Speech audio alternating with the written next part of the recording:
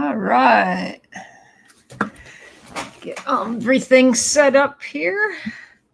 Good evening. This is the Hydrator, Patty McGee, coming to you from Georgia. And tonight I am going to talk about being paralyzed. And not so much as a injury to your body, but paralyzed by your mind and paralyzed by fear. When we try to move forward in our life, a lot of times we just get paralyzed. Like we get so close and then we back off. And the last 70 days, I went on a journey of no goals written out. Every year on New Year's Eve, I sit home, or every New Year's Day, depending on, what my plans are. And I write out a ton of goals. Usually I have 30 to 40 goals. Last year I had 42 and I accomplished all but like 10 to 12 of them. And that's why I like to write so many out. And some are really simple and some are really intricate. But in writing out my goals, it gives me challenges for the year to make sure that I stay on track and everything. Well, this year, I didn't have any. I didn't write any out. It's not that I didn't have any. I felt this sense of peace that I was healed and I was whole. And where do I go? And I had put a Facebook post out that on January 3rd, it was my third day living an ordinary life with ordinary people. And, it was kind of a joke because I didn't have my goals. But what it led to was a 70-day journey of not writing out anything and seeing where life would take me. And it was pretty interesting. The first 30, 40 days, it was pretty cool. I went out to dinner with people. Hey girl, hi Linda. I did things. I went out to dinner with people. I stopped and ate. I went to work. I went on walks. I just did normal everyday things that most people do. Then around the 40, 50 day marks, I noticed that I was really sitting at home, eating mindlessly, not really doing too much. And it became extremely interesting because I'm used to having so many goals to tackle that I sit home and I write and I read and all that. And I was reading and doing things, but I just didn't have anything to like tackle other than what I was working with my life coach on. So then last week, it really finally started taking its toll on me. And I found myself, I went out to dinner and I just was eating stuff that I normally don't eat. And then I would come home and I found myself snacking on things that I don't normally snack on. And I was like, what's wrong with me? Well, Wednesday finally hit. The just really hit me. I had my life coaching session and I was like in this misery. And I said to my life coach, can't I just sit in this misery one time? I've been working with her for a year and a half. And I was like so uncoachable that night. And when I left there, I was like, what is wrong with me? I'm usually receptive to things. And it was because when I got home on Thursday and Friday, and I got thinking back, what's changed? And the only thing that had changed was I didn't have any goals set for me, other than what I was working on in my business and that kind of stuff. And I wasn't getting up early like I used to. My meditations had disappeared. And I was like, man. So I started going back and counting the days. And as of yesterday, it was 70 days with no specific goals in my life. And I realized I need goals. So today I got up and wrote out my goals, because living in an ordinary world with ordinary people is great for the people that want to stay ordinary. But for people like me who have a different calling on their life, people who want to help people, sitting and doing nothing is detrimental to your health. And I realized that, and I knew I had to get up. So I need a goal life. You need a goal life. If you're a person who knows you're called to do more and you're just sitting there meandering through life saying, this is it, I'm just sitting home. If you're watching the news every night, that keeps you in fear. It keeps you paralyzed in fear when there's a big, beautiful world out there. I stopped watching the news a long time ago, and I mean years ago. It doesn't mean I don't look at the headlines. It doesn't mean that I'm not up on things, but I stopped living in fear at least 4 years ago, 5 years ago, when I stopped watching the news like that. And I learned that everybody's trying to scare us and keep us in that fear. So I have a goal life, and I had to get back to that. So that's what I did today. When you don't have goals and dreams and things to look forward to in life, you self-sabotage. And you can self-sabotage even if you have goals. But most of the time when you're sitting there and you're drinking because you have to cope, or doing pot because you have to cope, or not exercising because you don't want to do things, you get lazy. And I learned in these ordinary days that's why we have obesity. That's why we have so much diabetes, because our brain is best in the morning, or when we first wake up. If you work third shift and you're going to bed during the day, whenever you first wake up, you make your best decisions then, when your brain is fresh. And your 5 o'clock brain is what is causing the self-sabotage. And what I mean by that, it's, think about when you're driving home from work and you haven't planned what you have for dinner. What do you end up doing? You go into a fast food restaurant, you pick up a pizza, you pick up other things to eat because you're too tired. You've had a stressful day and you don't want to cook. So if you plan ahead, then you won't be paralyzed by this life, because your brain is fresh in the morning, and you can make meals in advance, meal prep, whatever you have to do.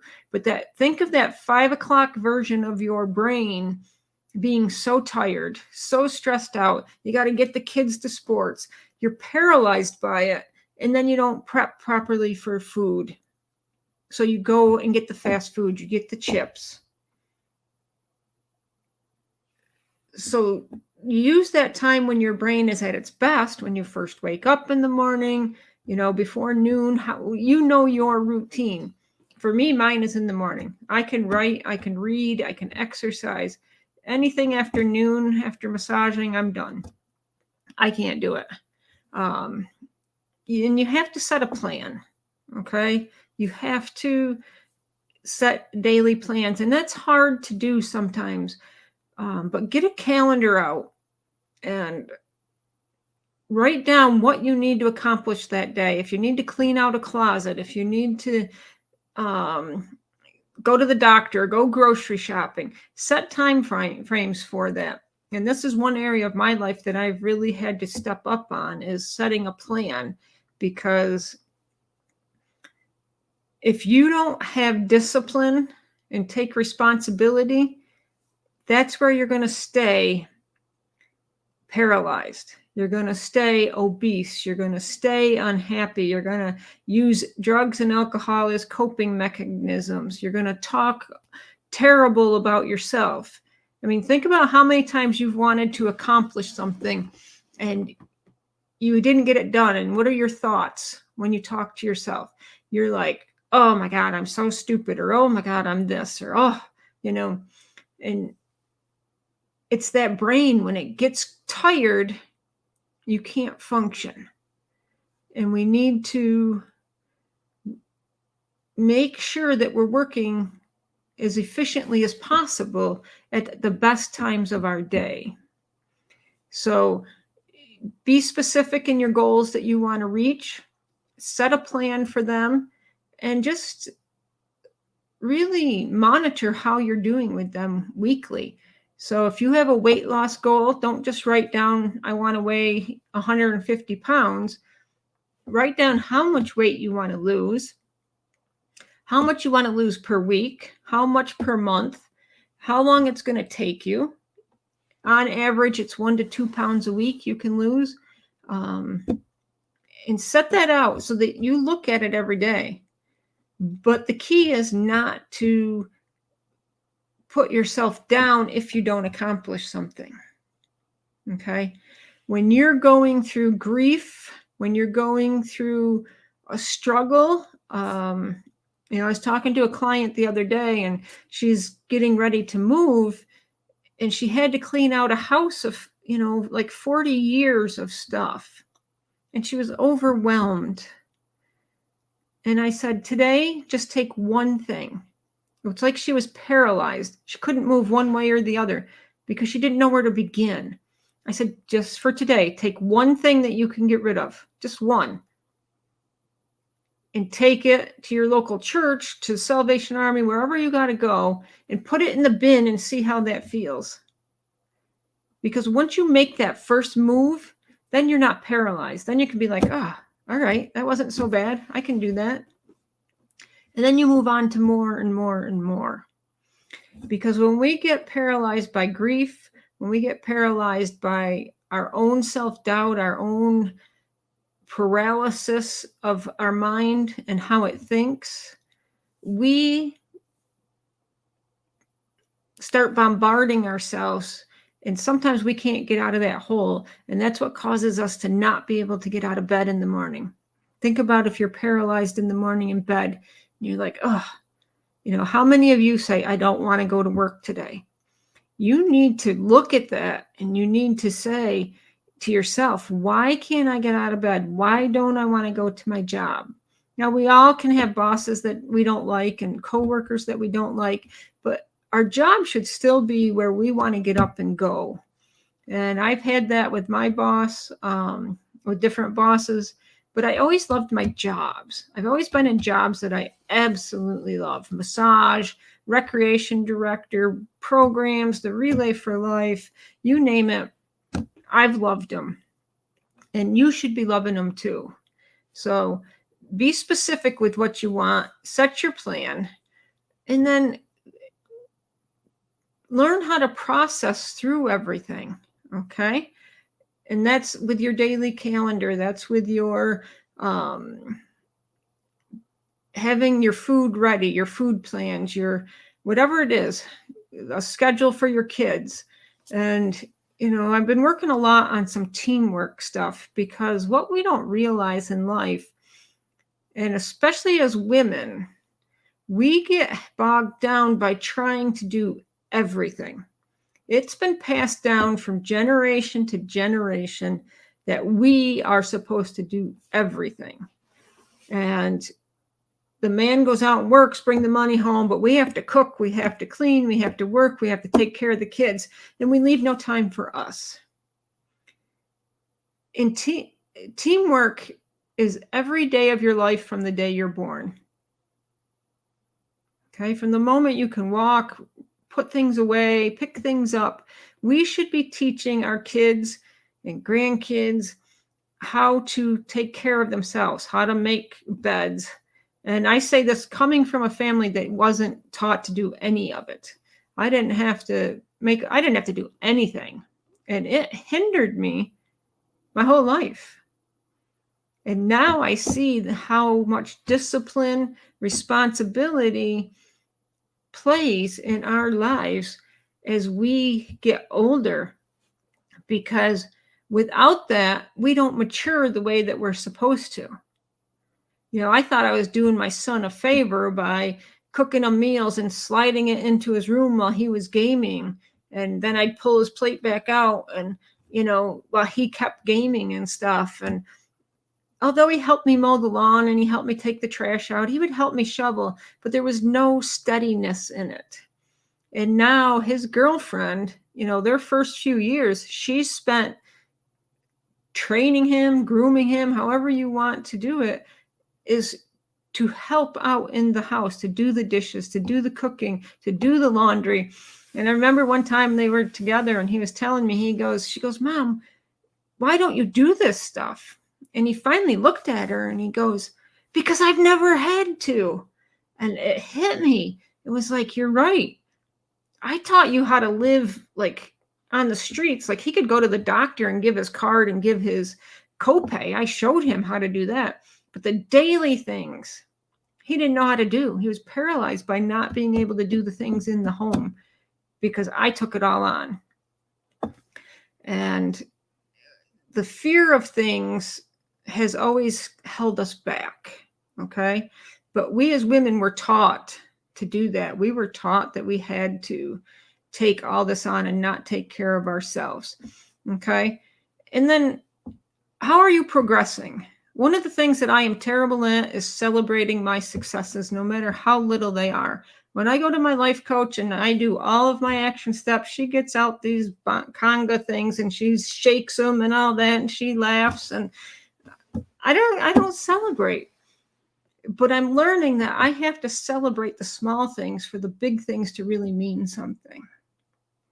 So whatever you're doing, if to break through of this fear, celebrate it, okay? Trust yourself to make some good decisions and have some consistency in it. But if you're feeling paralyzed by fear, it's very common, okay? And for many people, it comes from past traumas, and we all have it, okay?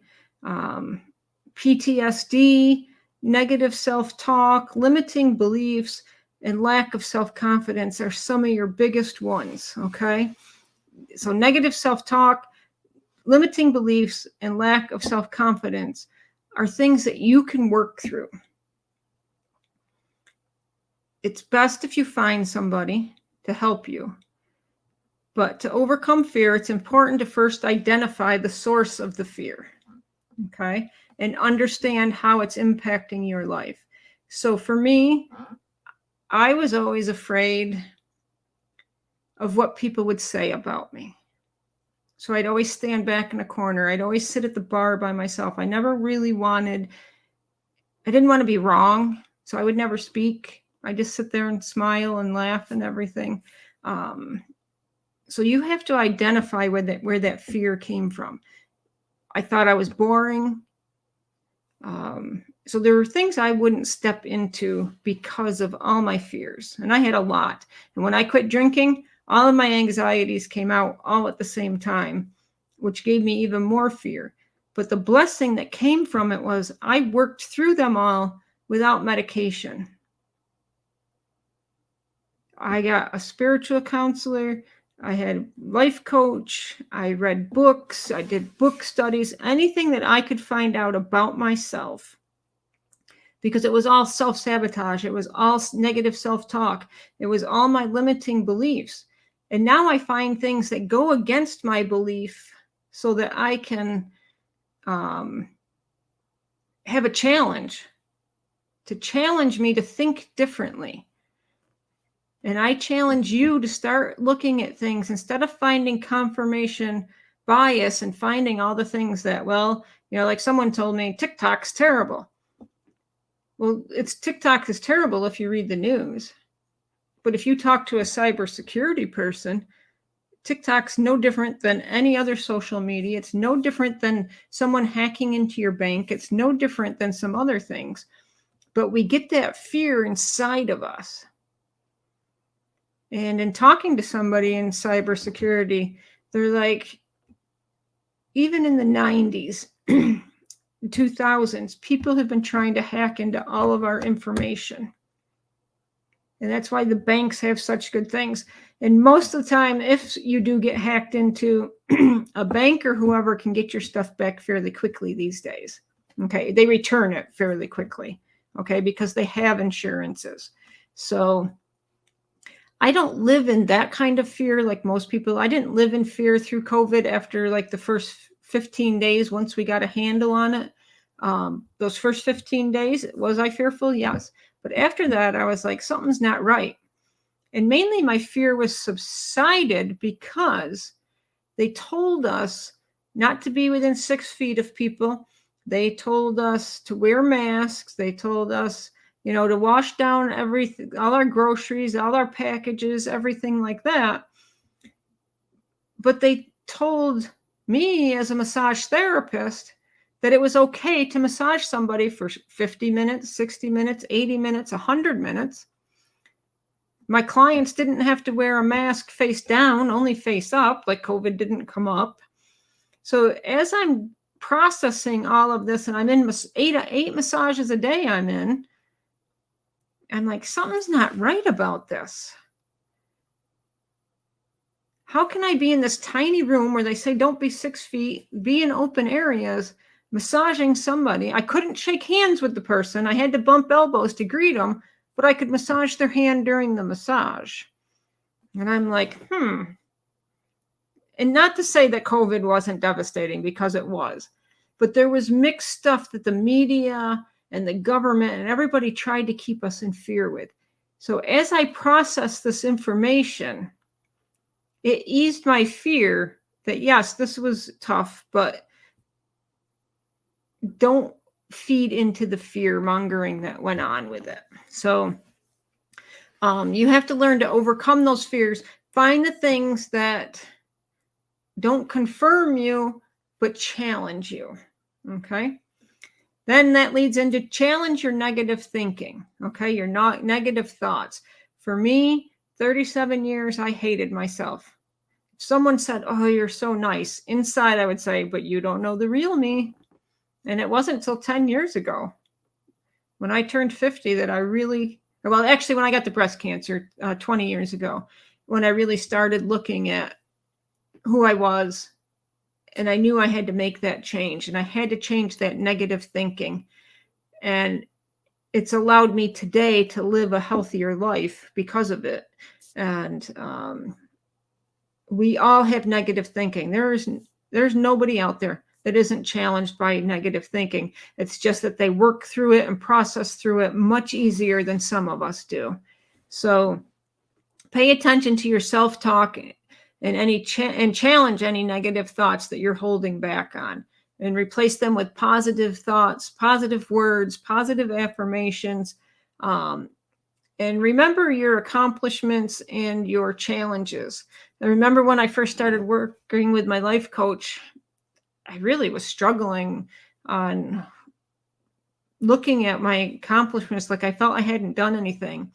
And so she challenged me to come home, and on my back wall here, I have my accomplishments hung up to remind me that I wasn't always in that place that I was in, and that I have accomplished things, and I have some strengths, and I'm not always weak. And, it's just those reminders of what you can do in life. So whatever your negative thoughts are, your negative patterns, find positive ways to deal with them. Thirdly, face your fears. Think about the fear of heights. Going out, if you're afraid of bridges, go walk on the bridge. And trust me, that's one of my biggest fears. That's why I brought it up. It used to be. Like, I remember holding on and going step by step until I got across the different bridges and stuff. Driving over them, I'd be like this with the wheel, and I don't know if I can do this. And you have to face these fears. If you're fearful of going through life alone, ask yourself why. One of the best things in life is for you to learn to be by yourself, that you can go home and sit down, not sit in your car, because I've done it. I did it for years. I'd scroll through Facebook, whatever, for like a half hour, 45 minutes, because I never wanted to go into my house alone. It just felt lonely. But once I overcame that fear and got healthy and healed from everything I was going through, in 2017, I had 10 people die in 9 months. There was a point that I didn't even want to lay down and go to sleep because I was afraid I wasn't going to wake up. And I had to face that fear and work through it and get through the grief. When my mom died, it'll be 6 years the end of this month. It was hard not to see her in my in my dreams with, how she died. And I'm not going to describe it because it wasn't pleasant, but it was hard. It was really hard. So face those fears. If you don't think you can eat healthier, if you don't think you can lose weight, you've got to face that fear. And I'm going to tell you, it's not easy. Change is not, it's simple, but it's not easy. Okay. And I've been through a lot of it in 20 years of changing my life. I never want to go through chemo and radiation again. And I face a lot of my fears. Some are easier than others. And, just when you think you're over one, somehow it creeps back in a little bit and you just tackle it again. But take small steps towards it. Okay. And work your way up to higher challenges. Go on a ropes course and do that, and just face them. One of the biggest things when you change, people around you are going to change, and that can be fearful. Okay, you leave people's lives and people leave your life. And when you sit back and you look at it, when you're in it, it's nasty. It's hard. But when you get through it, you understand why and how. And it's a beautiful thing. Okay. Not everybody's, as Lisa Nichols, I think, says it, not everybody's meant to go through your doorway. They can't fit through with you. That's the doorway's meant for you. So if you want to change, and I mean you literally want to change your life, you're unhappy, you're paralyzed by where you're at, you don't know the next step, you got to let people go. Okay, you got to face your fears. You have to practice self-care. For most women, self-care is getting your hair done, getting your nails done, getting a mani-pedi, and occasionally maybe a massage. But self-care is deeper than that. Self-care is mental. Self-care is sitting down by yourself, reading a book, taking time away, taking a bath, exercising. I tell a lot of people on my massage table, they're like, all my pain's up here in my neck and in my shoulders, and it's from sitting here at the computer, and it's from sitting and doing this and doing that. And I'm like, no, it's you. And they're like, what? And I'm like, yeah, it's you. You're not taking care of yourself. Well, I got kids and I got a husband and I got to cook. And again, teamwork. Your husband says, honey, I'm going golfing. Honey, I'm going out with the guys. Honey, I'm watching the football game. Honey, I'm going to the gym. And you're like, honey, do you think maybe, just maybe Saturday for 1 hour, just 1 hour, you could watch the kids while I get my hair done? Because we're afraid to ask. We're afraid to stand up and say, I need this time. I need it for me. And you do. You need self-care. Okay, so practice it. Take care of yourself physically, mentally, emotionally, and spiritually. Don't use coping mechanisms. Okay, I've totally have not been drunk. I didn't say I haven't had a drink. I have not been drunk in 10 years come May 10th. And I had to work through so much anxiety and not create other coping mechanisms for everything I was going through. That was the hard part. Food. Luckily, I was working out with a personal trainer, so I still had a regiment. I found the right people to talk to. Because we can trade one addiction for another. And in a way, I did. I traded my addiction to alcohol to cope with things to my friendship with my personal trainer. And I didn't realize that till later on in life, but we both had codependency with each other. And so I had to work through that to become healthy and whole. And now I understand it. And now I have healthier friendships because of it, because I'm not constantly giving away things, and I'm constantly not lowering myself down so that people will like me. This is me. If you don't like me, you don't like me. Okay? If you love me, you love me. That's the way life is. And so practice that self-care, and then focus on what you can control. We tend to try and control everything in life. And that's what keeps us anxious. We want to control our kids. We want to control our husband. We want to control our coworkers, our bosses, everything in life. We want to control it. And we're busy, and we're busy, and we're busy. And I have a coworker right now that I watch her every day. And I wish I could just get her to stop and see herself. Because if she did, she'd see how she's scattered here, here, here, and here. And it's not her responsibility to take all that on. It's not my responsibility to take on how other people think about me, how other people feel about different things in the world. It's my responsibility to live the life that I've been given to live, and to live it as healthy and happy and prosperous as possible. It's not you do you and me do me. It's, you got to live cohabitual in together, but also you have to live within your control of you. And that's controlling your mind, your body, and your spirit in a healthy way. And lastly, hire somebody to help you. If you have fear and you feel paralyzed by it, a life coach and mentor is the perfect way to start about it. Now, I'm not talking if you have PTSD and trauma and you need a counselor, a psychologist.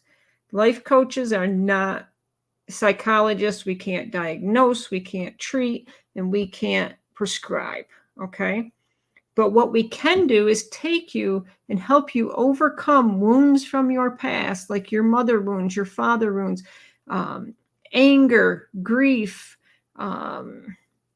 self-sabotage, all the things I talked about, lack of self-confidence, limiting beliefs. That's a huge one. If you hire a life coach, they can help you walk through that. And they're there to support you for it. And that's what you need. You need that support to show. Because I can tell you right now, you have an idea, your family's going to shoot you down. Your coworkers are going to shoot you down. You need that person in your corner that's going to keep you going. And Wednesday night, when I was probably at the lowest of lows with my life coach that I've ever been, like, she's helped me through a lot of things, but Wednesday night, I really was like, what am I doing? And she didn't give up on me. When I said to her, can I just wallow in this for one night, one session, just one session? And she's like, no, you can have 15 minutes and that's it. Because if I let you stay there, you're going to lose all the progress that you've had the last 10 years. Why would I want to lose what I had the last 10 years, right? You don't. So all the baby steps that you take, you have to seek the support for it. So I want you to remember that overcoming fear is a process that takes time and effort, okay? At the Hydrated Life, we talk about inner healing. I want you to heal from the inside out. I want to take and shift the heartache from your heart and move it into your spirit where you're happy and whole. I want you to overcome anger. I want you to overcome unforgiveness. That's a huge, I can't even think of the word for it, but unforgiveness is huge in people. We want to hold everybody accountable from everything they did from the time they were born until today. We call it cancel culture, but we have to forgive people because everybody grew up in different households, different ways, different thoughts, different beliefs. And we have to learn to work together. So through life coaching with the Hydrated Life, I can help you overcome the limiting beliefs, the negative self-talk, the lack of self-confidence. Okay? And I can help you to be patient and kind with yourself as you work towards a more confident and fulfilling life. So I'm going to encourage you tonight to reach out either via Messenger on Facebook, through my website. You can sign up for a clarity call. You can email me at patty@thehydratedlife.net. And you can call 1-800-758-7202. That's 800-758-7202. And if you're serious about breaking through this paralysis of your life, where you feel stuck, you're tired of being sick, okay? Our thoughts keep us toxic. Our grief keeps us toxic. And grief is a process that we have to walk through, okay? We may deny that there's 7 or 9 steps, but you're going to go through each one of them on your own no matter what. But if you can do them as healthy as possible and do things on your own time and talk through it, you get through it easier. And like I said, in 2017, I had 10 people in 9 months die. And it was, by the end of the year, the beginning of 2018, I couldn't even function. Like, I shut down so bad. I couldn't even work with cancer patients anymore because I had so many people die that I was like, what's the point? Like, I had to regroup and refine my strength and say, okay, where do I go from here? So I hope you enjoyed tonight. I don't want you paralyzed by your limiting beliefs, by your negative self-talk, and by your lack of self-confidence. I want you moving forward. So reach out to the Hydrated Life today and start your journey and start living a more purposeful life. Get the discipline, get the responsibility, get the integrity. Stop using coping mechanisms and move forward today. I challenge you to take the next step. It doesn't matter your age. It just matters that you get going. So stay blessed. I will talk to you soon and have a blessed night.